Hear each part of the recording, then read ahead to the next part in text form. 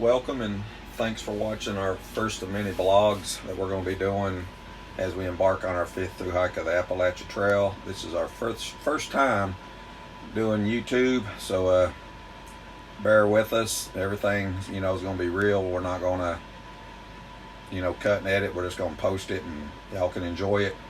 But we want to announce that we're starting April 2nd. We were supposed to start March 27th, but I got to have total shoulder replacement January 19th. Take about 2.5 months to recover, and so we moved it up a week till April the 2nd.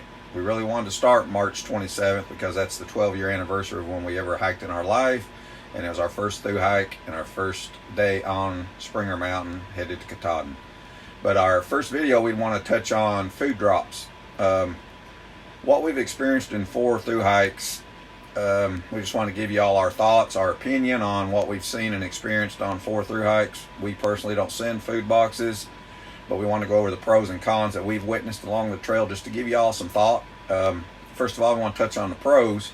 And the pros are, first, to send food boxes would be if you got dietary restrictions, you only can eat certain foods. I would definitely send food drops because most places that you're going to be able to resupply are Dollar Generals and Walmarts. So yes, I would send them then. The other reason would be, if you look at your guidebook, there might be some limited resupplies, and 3 of them that come to mind when you start out all the way up to the Shenandoahs would be the NOC, Fontana Dam, and also Atkins, Virginia. Very limited resupplies in them 3 places. And then the last one would be if family and friends want to be a part of your hike and want to send you a box along the way. We've had people do that. But we also would recommend telling family and friends if they want to send you a food box, take what money they want to spend on that food, plus the $20 for the flat rate box, and just send you a gift card, and you resupply, and then you can take a picture and show them what they got for you. That's our recommendation. Now let's go over the cons. First thing I just touched on was the expense of that box that you're putting it in. It's $18 to $20 flat rate. When you open it, that $20 goes in the trash can there at the post office. If you bounce it up, that's fine. But if you open that box, get something out, and then bounce it up, that's another $20 you're throwing away on that box.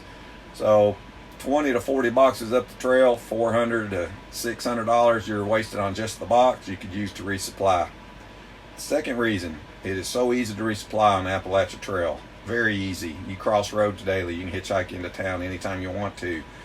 Most times it's easy to get a ride into town. And like I said, there's Dollar Generals and Walmarts all the way up till you get up to almost New York, Connecticut area. Another reason we've seen that hikers probably wish they didn't send boxes is it changes their hike. You'll be going along, you're 2 days from the post office, you got 40, 50 miles to go, you're hiking with buddies. They want to stop for the day, but you got to keep going because you got to get there by 12 on Saturday, or either bounce that box up or wait till Monday morning to get your box because you can't make it. Or you're going to be doing 25 miles each day to get there by noon on Saturday to get that food box.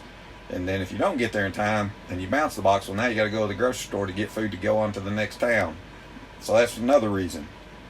Another one, the farther up the trail you go, trust me, we've done it. You're going to hate food in that box. And you're going to be going up the trail thinking what's going to be in that box, and you're dreading it. You're dreading to even open it. And you'll go to Walmart or whatever and get food because you've seen what other hikers are eating that's not in your box, and you'll fall in love with that food, and that's what you're going to want. And that does happen. And then lastly would be the weight. There's 2 ways that we see that you can drop weight after you start your hike. Yes, you can change gear if you want to. That gets a little expensive. But the 2 ways to drop weight daily and hourly on your hike is water, because on the Appalachian Trail, there's a lot of water till you get in the upper states. So we carry a liter each. You can fill up all day long. And so that way you can cut weight. The other way is food. Every day you're eating. And that food, the weight goes down. And your key is you want to get very good at going into town with no food in that bag. Because that's going to be so thankful on them feet, ankles, knees, and hips. The less weight you're carrying on 2,000 mile hike, the better along the way every day that you can drop weight. And food is one of them. Over our hikes, we finally got to where we're not carrying 2 and 3 pounds of food into town because it really helps to go in with nothing. And if you get a food box and you're going into town with 2 or 3 pounds of food still left over, and then you get that other food box, you don't want to get rid of that 2 or 3 pounds because then you're wasting money. So you add that other to it. Now the next town you're going in with 4 and 5 pounds. So that's another reason I would say not to send food boxes. But we appreciate you following us. In about 2 weeks, we're going to give another blog, and it's going to be on the hostels that we've experienced over our 4 through hikes that we've really enjoyed, that we'll highly recommend. And we're not going to be saying not stay at these other ones that you experienced, but we're just going to give you some ideas on the ones that we stayed at that we highly recommend stopping by, that treated us real good. So we thank you all, and we hope to see you on the trail. We wish you a happy new year and safe hiking.